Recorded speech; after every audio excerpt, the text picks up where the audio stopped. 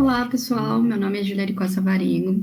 Sou graduanda em Ciências Sociais da Universidade Federal de São Carlos, com ênfase em antropologia.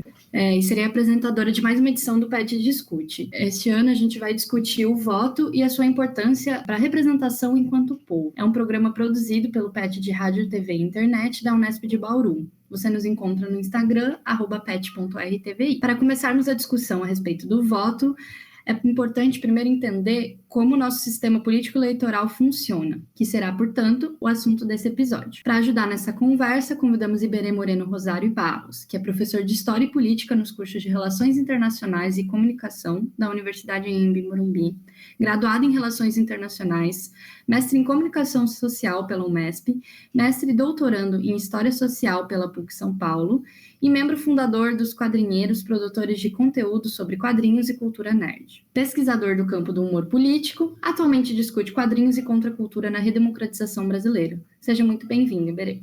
Muito obrigado, Júlia. É um prazer imenso estar aqui com vocês. Eu sempre acho crucial projetos como esse, tanto para divulgação sobre o que é a política, como a gente vive a política, tanto como para a gente poder balançar o coreto e trazer a galera para pensar um pouquinho no nosso futuro, no nosso presente e conseguir entender aí as decisões que a gente toma e por que a gente toma essas decisões. Obrigada.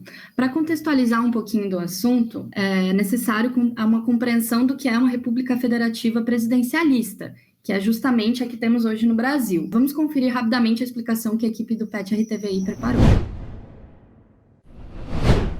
Os três poderes, executivo, legislativo e judiciário, governam o nosso país e são determinados pela Constituição. Esses poderes possuem funções diferentes e são articulados para que o controle sobre nossas leis não fique nas mãos de um só grupo e funcionem de forma independente, para que tudo ocorra de forma harmoniosa. O executivo é o responsável por executar as leis já existentes, ou seja, garantindo que as leis sejam exercidas, fiscalizadas e geridas em todo o território nacional. E para isso, ele é dividido em três esferas. A federal, representada pelo presidente da República, que conta com os ministérios e as secretarias para fazer valer as leis sobre saúde, educação, comunicação, etc. A estadual, representada pelo governador, que vai fiscalizar as leis em todo o território estadual com a ajuda dos secretários de Estado. E a esfera municipal, representada pelo prefeito de cada município. O poder legislativo é o que estabelece as leis do nosso país, além de fiscalizar o executivo.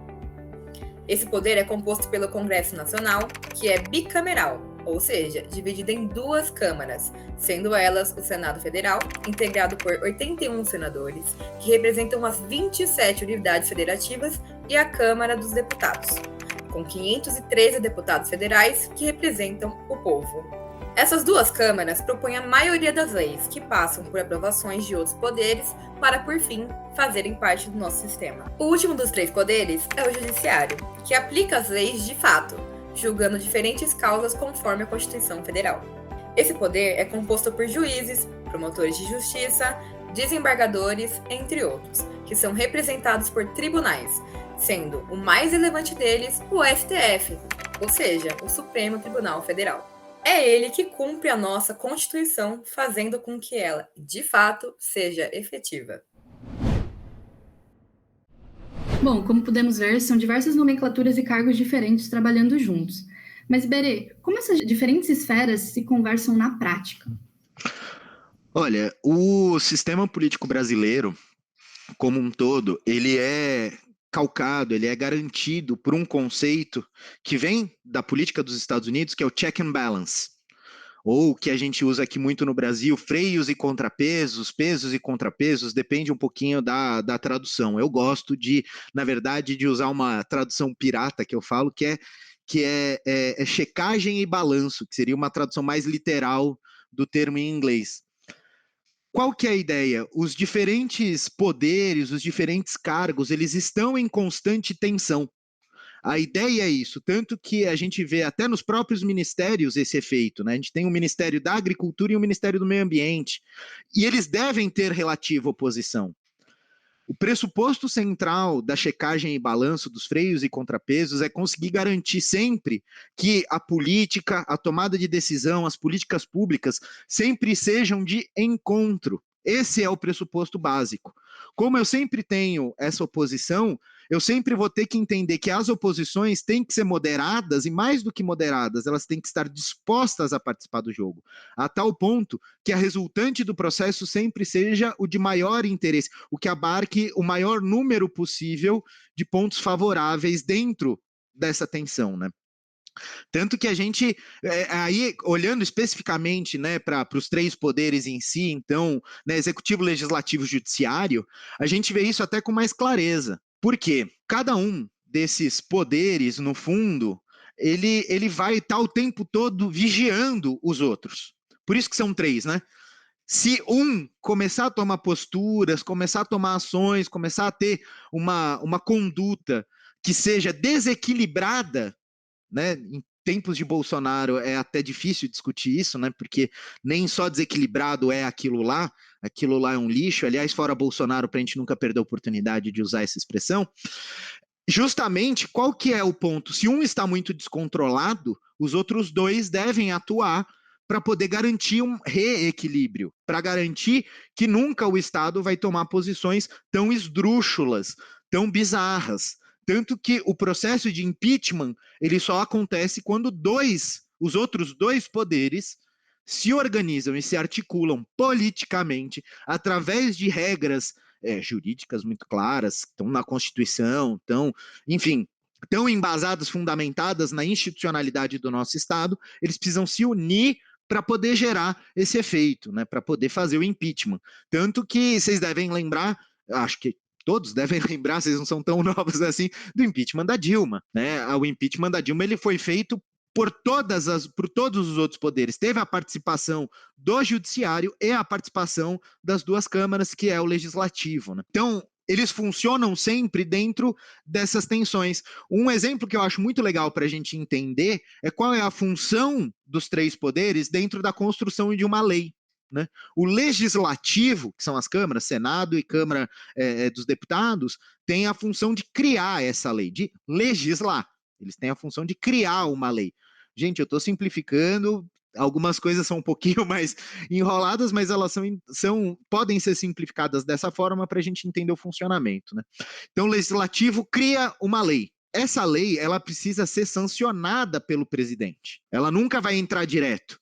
Não é porque a lei foi aprovada que ela está válida e ponto. Não adianta ela passar pelas duas câmaras que ela vai estar dentro da nossa regulação. Ela precisa ser sancionada pelo presidente. Por que você faz isso? Para garantir que duas das três forças concordam com aquilo. Da mesma forma que eu posso apelar para o judiciário, para o STF, para que uma lei seja colocada ou tirada. O legislativo pode fazer esse movimento. Então, a gente está sempre garantindo que duas das três forças, principalmente olhando para a estrutura tripartite, né, do executivo, legislativo e judiciário, duas das três forças sempre têm que estar apoiando uma causa para que essa causa vire um efeito, né? Claro, isso também se replica, né, o conceito da checagem e balanço se replica em outros espaços, por isso que a gente tem, por exemplo, Câmara dos Vereadores, além da Prefeitura. Por isso que a gente tem os tribunais regionais. Eles estão ali para conseguir replicar essa estrutura em outros âmbitos, e até politicamente a gente tem isso, que é o exemplo que eu comecei a minha fala ali, falando da tensão entre diferentes ministérios, né? A nossa base política institucional, ela vem de uma origem muito americana. Dá para a gente discutir aí historicamente que base americana que é essa, que influências que são essas, né? Já fica aí a indicação da leitura para quem quiser conhecer um pouquinho mais do processo histórico, a leitura do Zé Murilo de Carvalho com o livro Cidadania, que é um livro excelente para quem quer conhecer um geral sobre a história política do nosso país. Ele é um baita de um pesquisador, mas ele fez esse livro para essa proposta, para as pessoas entenderem esse processo histórico, tanto que o nome é Cidadania, um longo caminho. Por isso, ele está preocupado em entender o que nos forma enquanto cidadão e olhando essas institucionalidades. Então, é muito interessante para a gente perceber da onde que vem, para entender que, então, sim, no fundo, o nosso sistema político ele é feito para que sempre esteja tendo treta. É que a gente originalmente espera, né, que não sejam tretas para salvar vidas, que sejam tretas sobre posições econômicas, sobre tomadas de decisão de um programa, de uma ação social, de uma política pública, e não tensões como é o que a gente está vivendo hoje em dia com a CPI da Covid, de tensões onde a gente tem que levar para a AIA para resolver um problema, né? Aí, claro, deixa aqui só o gostinho da gente pensar, será que o nosso sistema político não está falido, né? Se o nosso sistema eleitoral não está com problema crônico? Deixei a ideia, a gente vai discutir ainda muito mais hoje, mas só já deixei a provocação aí, porque eu não gosto de deixar as coisas simples. Perfeito, Iberê, muito obrigada. Eu acho que cabe também uma reflexão sobre quão representativo é o sistema eleitoral atualmente, o que é tido como representatividade, será que só o momento do voto basta? Mas, enfim, a parte das 3 esferas que você acabou de explicar, a gente tem também o Ministério Público Federal, que tem como função fiscalizar os 3 poderes, e seu representante é o Procurador-Geral da República. Como ele funciona na prática? Em caso de irregularidades, o que é feito pelo MPF? Como ele prossegue? E eu acho que também, se aqui cabe, você poderia comentar tecer algum comentário a respeito de como tem sido nos últimos anos a invasão de um poder sobre o outro, como é o caso, por exemplo, do julgamento mais recente feito pelo Moro, que inclusive, tudo indica que será candidato. Se você puder falar um pouquinho sobre isso, agradeço. Vou responder inverso, eu vou dar mais atenção na sua segunda parte da pergunta do que na primeira, porque eu acho que a segunda parte a gente consegue dar um fôlego para entender o papel, que é a primeira parte da pergunta mesmo.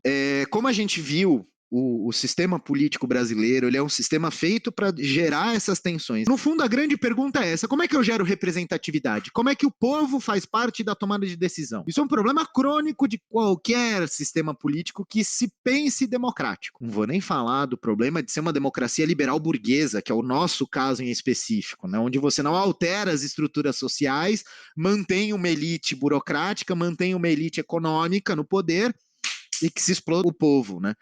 Mas o Ministério Público Federal, ele tem esse papel que eu até vejo que, assim, o Moro nos ajuda muito a entender o problema crônico que é o Ministério Público Federal, né? Existe um termo que a gente usa muito, tanto na história como na ciência política, e até os jornais usam muito isso, que é a judicialização da política. O que é isso, né? A política, enquanto essência, agora a gente vai ir um pouquinho lá para quase para os gregos de novo para discutir política, né? A política, ela é uma disputa de poder. Sempre foi, sempre será. A gente pode até usar aqui algumas referências bem do Weber, né, do Max Weber. Ele é um cara que eu acho que é uma referência crucial aí para quem quer começar a entender a política nesse corpo do que é a política institucional. Dentre as diferentes definições, ele é muito axiomático, né? Ele cria muitas frases que determinam muito a função e a funcionalidade das coisas. Ele é muito importante, crucial. A Júlia deve estar ela até fez a mãozinha assim, porque o Weber é uma paixão de todo mundo que lê Weber, se apaixona, não tem como. Você pode ficar irritado com a burocracia dele, mas ele nos ajuda a entender, assim. Por quê? Porque ele traz uma discussão muito central do que é a política, né? Ele tem um dos grandes livros dele, né, o Duas Vocações, que na verdade não é um livro, não vou entrar na discussão. Aqui no Brasil a gente conhece como Duas Vocações, e um dos textos é A Política como Vocação, onde ele vai entender o que é a política e por que ser político é uma vocação. Porque a política, no fundo, ela é um espaço de disputa de poder, tentando entender poder como a capacidade de fazer com que o outro faça aquilo que eu quero. Nossa, que coisa filosófica lá longe. Não é tão longe. Porque quando a gente começa a pensar uma judicialização da política, o que eu estou falando? A política não é o espaço das disputas de poder, é o espaço onde eu vou tentar estar o tempo todo convencendo os outros a fazer aquilo que eu quero, dentro da institucionalidade. Quando eu começo a pensar que a política é um espaço de disputa de poder, e eu estou dentro de uma estrutura institucional de poder que já conta com um representante do judiciário, se eu trago um novo representante, está trabalhando sob a lógica judiciária para dentro dessa discussão, será que eu estou garantindo uma equanimidade, não é igualdade, uma equanimidade das forças? Todas as forças que atuam dentro do campo da política estão tendo a mesma capacidade? Porque o problema do Ministério Público é esse, ele deveria ser, originalmente, né, um espaço acionado pelas outras forças para dar apoio para se desenvolver um processo criminal. No fundo, ele é um braço, ele deveria ser um braço da estrutura de disputa do check and balance, da checagem e balanço. Ele seria um desdobramento, né, um instrumento para isso. Só que no momento que o MPF começa a ter uma atuação própria, até que ponto ele é idôneo? Porque até Vou jogar na baixaria. Quem chega a ser do MPF? A mulher negra periférica? É a Maria Carolina de Jesus, que vai ser a representante do MPF? Quem vai chegar até o judiciário? Será que não continua sendo a mesma elite? Será que não continua sendo o mesmo homem branco, hétero, patriarcal e o escambau? Então, assim, até que ponto o MPF e uma atuação do Ministério Público é só positiva ou só negativa? Quem que ele representa? O Moro é muito interessante exatamente por isso. Quem que ele representa? Por que ele caçou? Como caçou o Lula? Ninguém está questionando a idoneidade do Lula. Ninguém está preocupado em achar que ele é um santo. Não é essa a nossa pergunta aqui, mas é entender qual a legitimidade, até pelos interesses por trás de quem faz uma ação como essa. Porque achar que a ação dele não tinha interesse político, meu caro, você não entendeu por que o Moro virou ministro depois. Assim, a prova do interesse político dele, ao contrário de ser um interesse que deveria ser um interesse idôneo, a prova disso é ele ter virado ministro depois. Eu lembro que eu dava risada de um monte de gente. Não, o Moro é idôneo. Nunca que ele tenha interesse político. Eu falava, esse cara vai virar ministro depois. Esse cara vai virar ministro, fica atento. O que aconteceu? Claro, depois se desvinculou, porque por mais que a gente questione, por mais que eu ache ele extremamente antiético, ele ainda tinha alguma ética ali, percebeu que o fascismo não cabia para ele, pelo menos isso, né? Como todo bom neoliberal, a hora que ele percebeu que ia matar gente, ai meu Deus, fascista não é tão legal. Enquanto o fascista não tá matando gente, tudo bem. A hora que o fascista começa a matar gente, aí o neoliberal percebe, acho que não é legal andar junto com ele, né? Acho que não vai ser tão bom. E foi o que aconteceu. Então, assim, a judicialização da política ela é muito problemática exatamente por isso. Qual é o papel que deveria ser desse ministério? Esse ministério deveria ser um braço de apoio, não um braço de atuação. Ele não deveria ter uma autonomia. E aí é que vem o problema crucial disso. Porque passam a ter interesses políticos. Achar que o judiciário não tem interesse político é você não entender que ele é um ator político. Por isso que o Brasil é o país que mais tem formações, mais tem egressos do direito. É um dos países que mais forma bacharéis em direito. Não é a maioria que necessariamente vai atuar como advogado. Mas por que todos querem fazer o direito? Porque aí eu sou doutor. Essa merda de doutor que nem doutor é. É uma mentira, é uma mentira. Doutor é quem tem doutorado, ponto. Vamos deixar isso claro. Porque esse termo do doutor, do advogado, é exatamente a crítica que eu estava fazendo.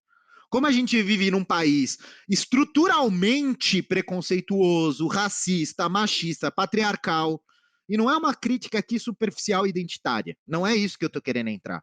É a gente perceber como, historicamente, a gente manteve e garante que os mesmos grupos se mantenham no poder. Enquanto a gente não fizer reformas estruturais do nosso Estado, enquanto a gente não colocar em igualdade a nossa sociedade, essa estrutura política não vai ser efetivamente representativa. Por isso que todo mundo quer fazer direito. Como é que você entra dentro da política? Como é que você passa a ter poder, que é a capacidade de fazer com que o outro faça aquilo que você quer?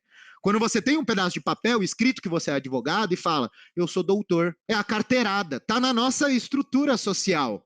A carteirada, com quem você está falando? Esse é o MPF e o problema, a corrupção, não corrupção de ser corrupto, do ato corrupto, mas de corromper a ideia, está aí no momento que o interesse do Ministério Público Federal deixa de ser instrumento e passa a ser ator. Quando isso acontece, a gente desvirtua, corrompe completamente o papel daquilo que deveria ser, e pior, no caso do Brasil, onde o nosso sistema judiciário é branco, racista e patriarcal, não adianta a gente achar que o efeito disso vai ser outro. Não adianta a gente achar que o efeito desse sistema jurídico vai ser de busca de uma igualdade, vai ser de busca de uma equanimidade, de oportunidades iguais. É ilusório, né? Mas enfim, me prolonguei um pouco a mais do que eu queria, mas é porque eu acho importante, se a gente vai falar de MPF, entender que a judicialização da política é um problema em si. Porque você, de novo, elitiza o debate, porque aí para você entender o debate político, você tem que entender dos meandros jurídicos, o que é um erro, e mais do que isso, você dá na mão da estrutura opressora dominante mais um instrumento de controle, mais um modo de garantir o seu interesse. Desculpa ter me exacerbado aqui, mas é que eu acho que em tempos de Bolsonaro a gente tem que ter muito claro esses problemas para perceber que não é só tirar o Bolsonaro. O Bolsonaro não chegou ali aleatoriamente. foi um trabalho do próprio Moro, não só do Moro, mas foi um trabalho muito mais complexo e que é fruto, sim, dessa judicialização. Não é à toa que a gente fala que o Bolsonaro é efeito de 2013. É efeito de 2013, ele não é um efeito pontual. Ele é um efeito de um processo muito mais longo, porque foram 5 anos que a gente deu na mão da justiça o debate político, onde a gente deu na mão desse grupo seleto a tomada de decisão de quais seriam os nossos rumos políticos. E aí é que está o problema. É uma elite decidindo o que o Brasil deveria fazer ou não, impedindo pessoas de se candidatar ou não. Até para fazer um parênteses, né? Eu mesmo, particularmente, não sou um eleitor do Lula, mas eu entendo que aquilo lá foi bizarríssimo. Quem não consegue reconhecer isso é porque não está entendendo o processo político. Você não está entendendo o debate político que está por trás. Por isso que a gente precisa reconhecer que o problema começa em 2013, porque foi ali que a gente começou a judicializar a política. Foi ali que a gente começou a valorizar mais o debate jurídico do que o debate de fato político, estrutural, institucional. Por isso que o MPF é uma pedra no sapato, em todos os sentidos, né? Tanto para o bem como para o mal. Perfeito, Iberê, muito obrigada.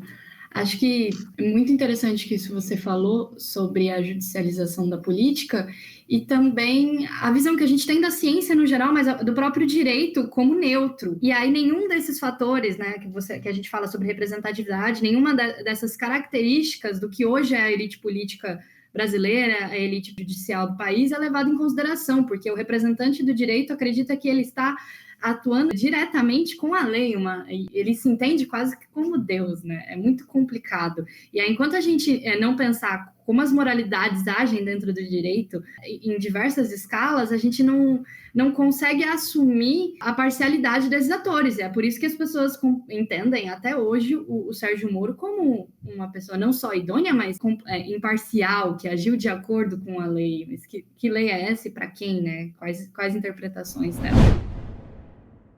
Depois dessa discussão, a gente quer falar um pouco sobre essa distância, pelo menos que eu acredito que teve um papel muito grande também nas eleições de 2018, que a população sente em relação à esfera federal do poder, ou até mesmo o que é visto como política, né? Essa política propriamente fechada no âmbito institucional, que o povo se sente tão distante dela. Como que, pensando em fazer uma aproximação, como as ações tomadas pelos 3 poderes afetam o cotidiano da população brasileira? E como o povo, em contrapartida, pode interferir nas decisões desses 3 poderes? Bom, para a gente poder entender a conexão do povo com a política, a gente precisa voltar de novo lá no porquê que nós somos uma república federativa, né? A nossa estrutura de poder, ela é piramidal, porque você tem na sua base, né, os prefeitos, os vereadores, que são muitos e que estão em contato direto, que vão desdobrar as demandas, né, para os deputados estaduais, para o governador. Estou simplificando algumas coisinhas aí, mas vocês estão acompanhando, né? E esses deputados estaduais e governadores vão dialogar com o espaço federal. Não quer dizer que eles dialogam no sentido de mandar mensagem um para o outro, mas é a esfera de preocupação. O sistema brasileiro, ele divide muito, muito forte o poder de cada unidade, né, de cada parte dessa divisão e dessa complexidade. Não é à toa que, na verdade, quando as pessoas pensam em política, elas mais estão pensando sobre prefeito e vereador do que de fato sobre o deputado federal. Porque a gente fica pensando na política do cotidiano, que é o quê? A lei municipal, a calçada, se ela está limpa ou não, se ela está reformada ou não, se tem escola, se tem creche, mais até a creche do que a escola, porque aí a creche é uma responsabilidade municipal. A escola aqui no estado de São Paulo, não vou debater todo o problema, mas a escola no estado de São Paulo, ela foi dominada pela estadual, mas na verdade era para ser um papel mais municipal. Então, assim, como esse cotidiano de lidar, as pessoas lidam muito com essas coisas objetivas, a gente acha que a política ou é isso ou total não é isso, como se isso fosse uma obrigação. Na verdade, isso já é política. Eu gosto muito de trazer a ideia, né, do vereador do interior. Eu acho ele o melhor exemplo, principalmente para quem mora em cidades realmente pequenas. Porque o vereador é o cara que está na praça, conversando com todo mundo, para entender as demandas políticas, para poder levar para sua Câmara, para discutir o que a cidade precisa fazer. Eu acho que ele é o mais visual para você entender o papel de um vereador. Por que eu estou olhando nele primeiro? Porque ele é o cara que faz as leis municipais. O deputado estadual é alguém que está preocupado com leis estaduais. O que é uma lei estadual? Vocês são todos não, né? Mas o PET está onde? Na Unesp. A Unesp é uma universidade da onde? Quem que banca a Unesp? Né? Quem que tá lá? É o governo estadual, assim como a USP, assim como a Unicamp. O Estado de São Paulo tem uma visão de investimento na educação que criou essas universidades. E é o governo estadual. Então, o papel do governo estadual ele vai passar muito mais por coisas que interconectam as cidades ou que impactam uma esfera regional. Então, eu vou pensar construção de estrada, ponte, a questão da educação. E aí, até porque é o próprio governo estadual que cede parte dos seus recursos para que as cidades implementem projetos.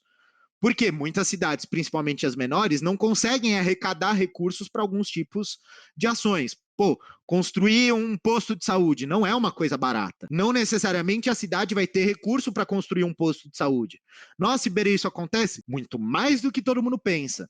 Talvez esse afastamento da política com a sociedade, ela até seja mais intensa em cidades maiores do que cidades menores. Porque na cidade pequena a pessoa sente muito rápido. Porque se a prefeitura não tiver dinheiro, não tem o postinho, não tem a creche.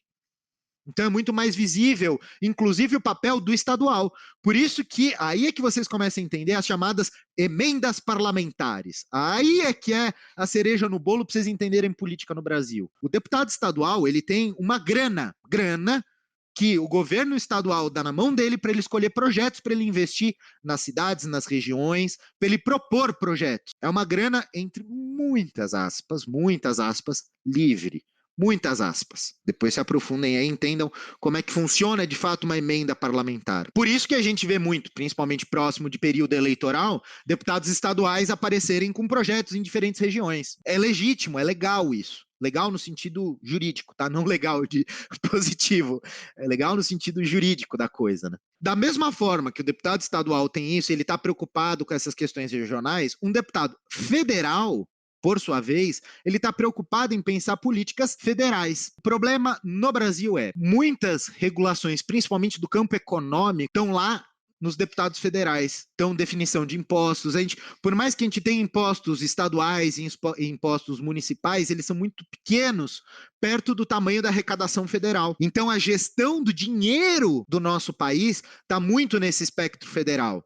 E, claro, as tipificações de crime, né? Então, graças a Deus que a gente tem um crime de homofobia. Isso acontece porque a gente tem esse espectro. Então, percebe? O papel do âmbito federal como um todo, ele é muito mais em políticas macro, políticas de determinação sobre política econômica, sobre políticas de impacto social direto, é o caso do Bolsa Família e agora que vai chamar Auxílio Brasil. Então, assim, as pessoas têm dificuldade de entender essa relação principalmente com a política federal, porque o tipo de tomada de decisão que está na esfera federal, ele de fato ele não toca tão naturalmente no cotidiano, no dia a dia das pessoas. O que a gente precisa fazer para se integrar mais, para entender mais, para dialogar mais? Eu acho que a coisa que eu mais falo, e eu com certeza vou repetir aqui ainda hoje, é filiem-se em partidos, participem de ONGs, participem de movimentos sociais. É aí que está a verdadeira política. Quando eu falo de verdadeira política, é aí que você vai poder interferir na divisão do poder, interferir na vontade da determinação do que vai ser feito.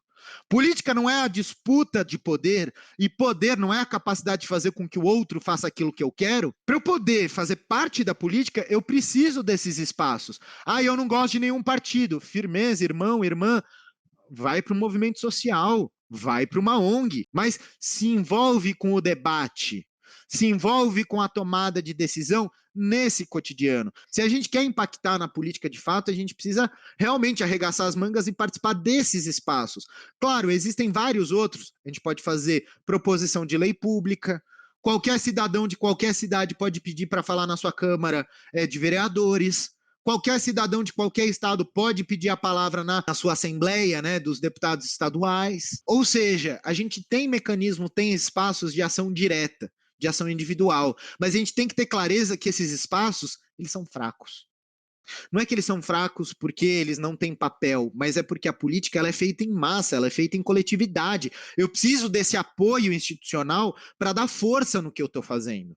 A política é feita assim, uma política de massa, que é o contexto que a gente vive no século XXI, ela não é uma política de notáveis, não é uma figura que vai lá falar, pregar como um pastor e vai determinar a política. Ela é feita em massa, então eu preciso mobilizar pessoas para que isso aconteça. O melhor recurso de mobilizar pessoas chama partido. Por isso que eu insisto, vamos procurar os espaços institucionalizados para a gente poder fazer isso. E isso, com certeza, se mais gente começa a participar disso, desses espaços, com certeza a sociedade como um todo vai começar a perceber, então política não é só o voto.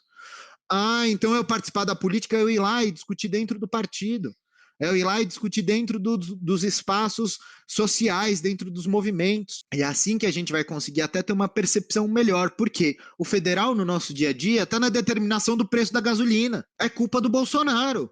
Porque qual é o papel do que o Bolsonaro deveria fazer e não faz? Propor medidas de regulação. É isso que é o papel do federal. É isso que ele tem que fazer, principalmente dentro do campo econômico. Porque o único ator que tem as chaves para alteração econômica é principalmente o presidente, mas vamos falar, é o âmbito federal, não é o âmbito estadual ou o âmbito municipal.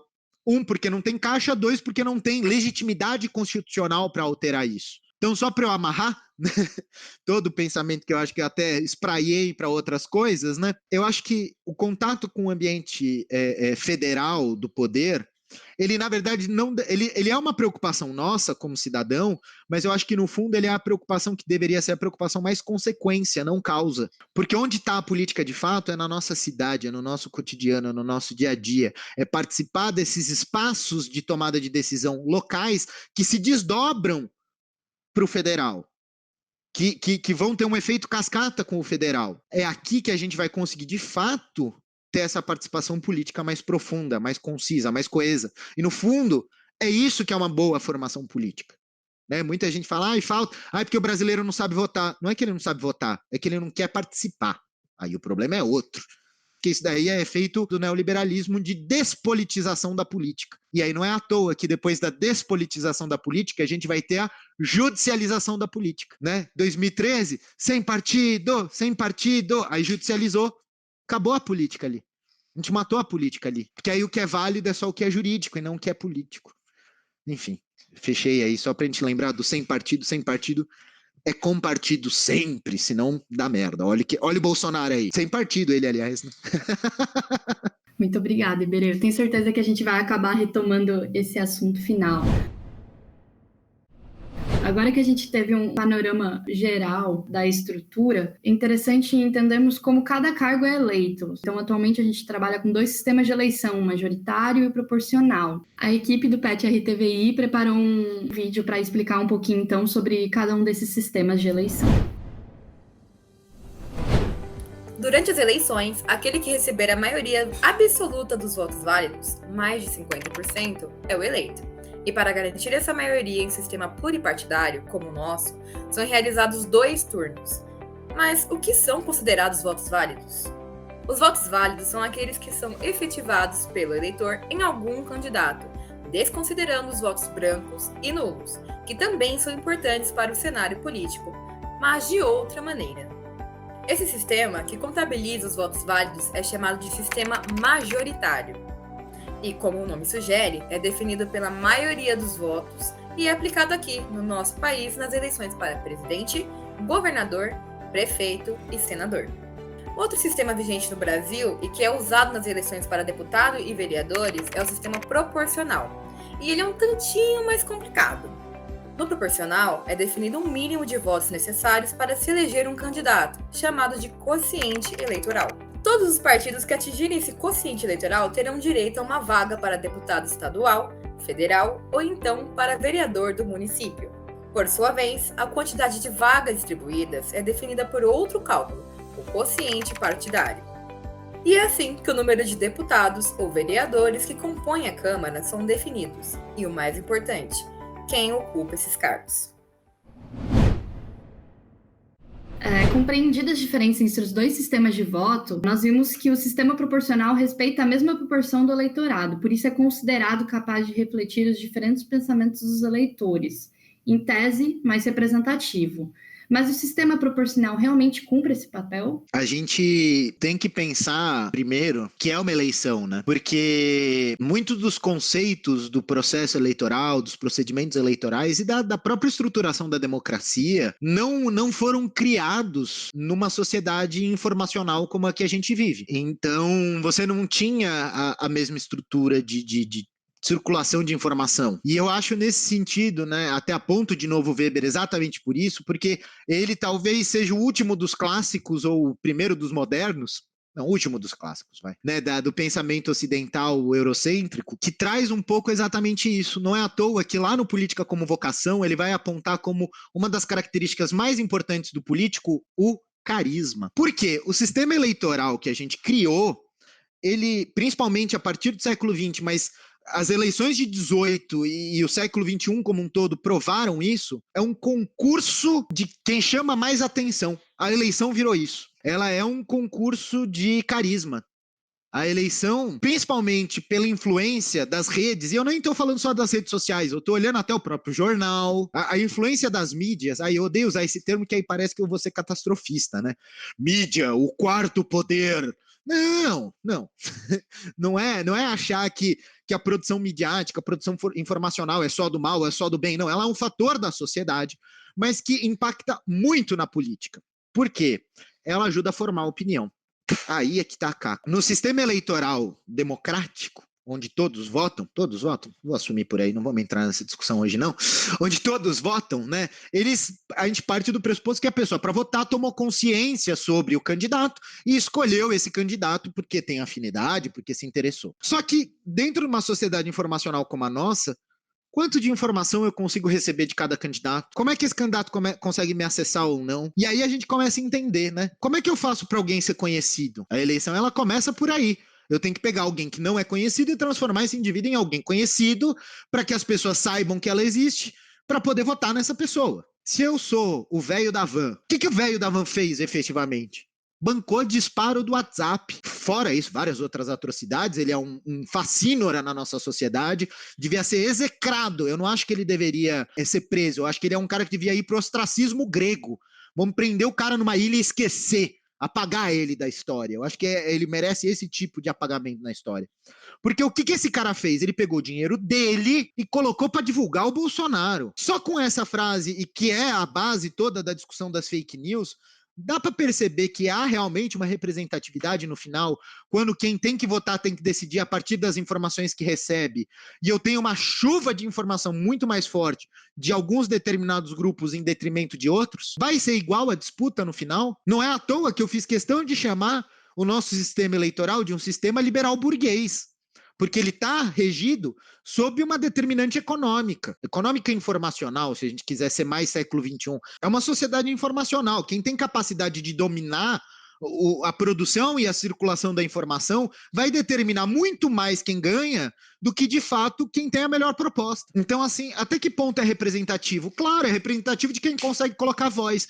Aí você começa a entender, por exemplo, por que partidos de esquerda defendem tanto o fundo eleitoral. Eu estou trabalhando dentro do eixo da realidade, tá? Partidos de esquerda, majoritariamente, têm pessoas com muito menos dinheiro do que partidos de direita. Ah, quer dizer que na direita só tem rico, na esquerda só tem pobre? Não, mas é o perfil da causa. Um partido de esquerda vai gastar muito mais recurso, vai ter uma postura de vida que não vai ter esse acúmulo de capital como um partido de direita. Simples assim. Tem a ver com a ideologia que está por trás do partido e não com o partido, a existência do partido em si.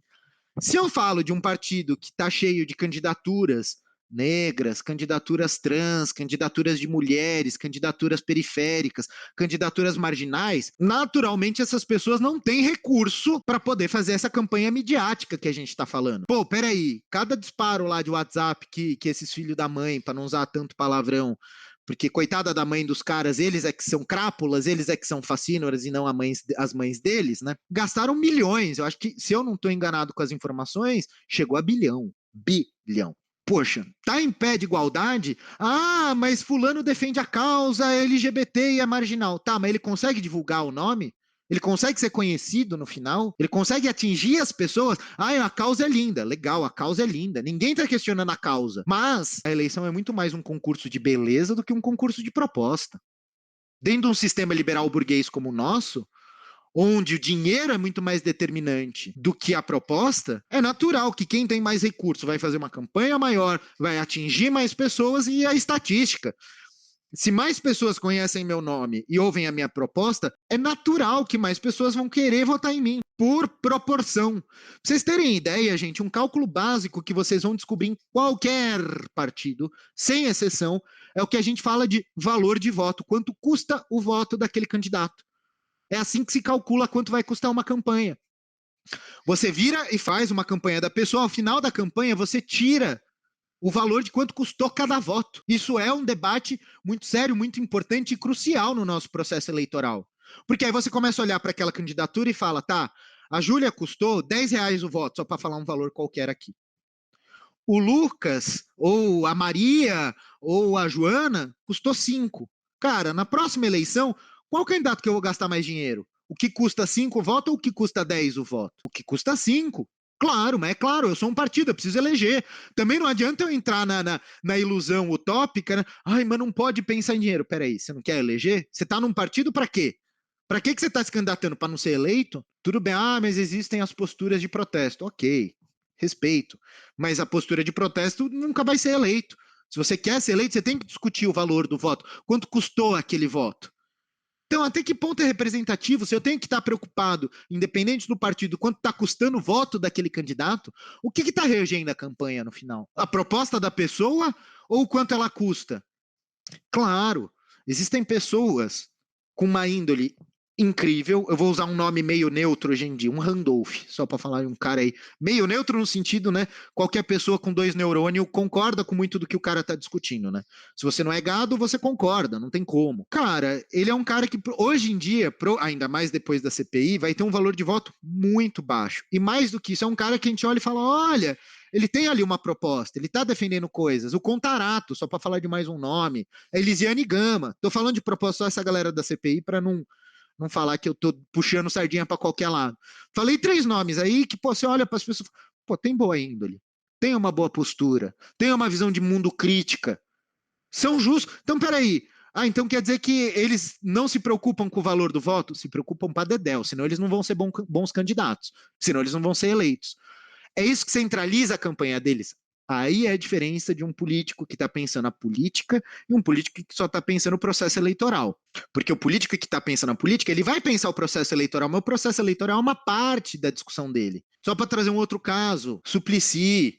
Vamos trazer um outro caso, Túlio Gadelha, a própria Duda Salabert lá em Minas, que agora até saiu notícia por causa da questão de homofobia. Pô, você quer uma causa mais complexa de peso do que a Duda Salabert nesse sentido? Uma mulher trans que é professora, e o mais animal, a causa dela não é o fato de ser mulher trans. A causa dela é a educação. A pauta principal que ela trabalha é a educação. Cara, o ideal era a gente conseguir chegar nisso no Brasil todo, como um padrão, não como um ponto a ser destacado. Olha que legal essa pessoa. Não, isso deveria ser o padrão. Porque senão a gente também transforma a pauta identitária numa pauta eleitoreira. Aí eu vou votar porque é trans. Peraí, mas qual que é a proposta da pessoa? O que ela quer discutir? O que ela quer trazer? É muito mais interessante se a gente conseguisse migrar para olhar só a proposta da pessoa. Claro que a pauta pode ser essa questão identitária, não é um problema. Mas percebe, a busca excessiva só pelo identitarismo é o mesmo efeito do cara que injeta dinheiro do próprio bolso a dar com pau e não tem uma proposta política. Por quê? A campanha eleitoral é muito mais um concurso de Miss Simpatia do que, de fato, uma disputa de propostas. Até por isso, no fundo, que a gente tem esse sistema pluripartidário com tantos partidos, mas de 2 turnos, porque a gente força para que, no final, a tomada de decisão seja entre os 2 concorrentes melhores votados. Porque aí você tira parte desse efeito desse voto tão difuso, né? Então, o resultado da disputa eleitoral vai ser alguém que a maioria minimamente gostou, não quer dizer que a maioria votou desde sempre. Então, e claro, quando a gente olha no representativo, é crucial entender isso, que é o valor do voto que determina muito o desempenho do candidato e como é que ele vai conseguir atingir ou não, e até para a gente entender por que é tão importante, então, um fundo eleitoral, principalmente para partidos que defendam candidaturas mais marginais no sentido de marginalidade da esfera política, não marginal só de marginalidade sociológica. Vou simplificar aqui o termo, mas vamos chamar só de marginalidade sociológica, né? Enfim, é representativo, representa de fato o povo. Eu acho que depois de tudo que eu falei sobre essa influência do dinheiro no processo eleitoral, a gente começa a questionar, né? Claro, que bom, que excelente. A gente tem no Brasil uma possibilidade de muitos partidos, e muitos desses partidos, muitos mesmo, mais do que a gente pensa, inclusive partidos mais à direita do que a gente pensa, estão tentando defender uma causa mesmo.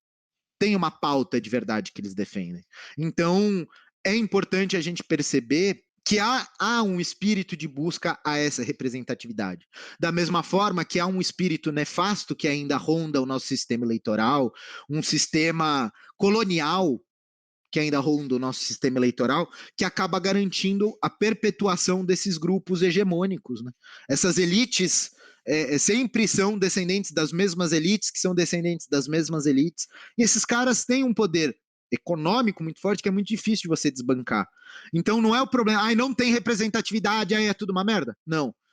Tem muita representatividade? Também não. Eu acho que a gente tem que chegar nesse meio campo. A gente tem feito esforços para ter uma maior e uma melhor representatividade. O sistema se aponta para isso, mas a gente tem uma questão estrutural crônica que obviamente nunca foi discutida, porque a gente precisava fazer uma coisinha chamada reforma agrária para poder limar esses filhos da mãe do processo, porque senão a gente vai continuar sendo determinado por esses grupos. A gente vai continuar sendo determinado por uma bancada do boi, da bala e da Bíblia. Claro, esses caras têm muito dinheiro, têm muito capital, então eles conseguem se espraiar e determinar, e é por isso que eles dão essa sensação de não representatividade. É não representativo? É representativo? Não. É político. Talvez o nosso índice de representatividade, aí eu acho, vamos lá para a ciência política mais estatística, a galera de Chicago, principalmente, o que eles estão, o que a gente pode usar, e aí sim eu acho mais interessante. Não é achar se é ou não é representativo, mas é entender que existem gradações de representatividade. A gente pode estudar isso, entender isso e começar a perceber que, poxa, o Brasil já evoluiu muito. A gente tem muito mais mulher na política do que a gente tinha há 5 anos atrás. Porque é fruto de leis eleitorais que impõem essa necessidade. Isso é importante. Então, para gerar representatividade, a gente inclusive precisa disso, porque o nosso sistema estruturalmente, política no seu sentido mais duro, ele é elitista e vai tentar manter o que está. Se a gente quer uma maior representatividade, a gente precisa de recursos que apoiem esses grupos que não estão representados para que eles possam passar a ser representados para, ao longo do processo histórico, a realidade impactada por essa política pública seja mais representativa.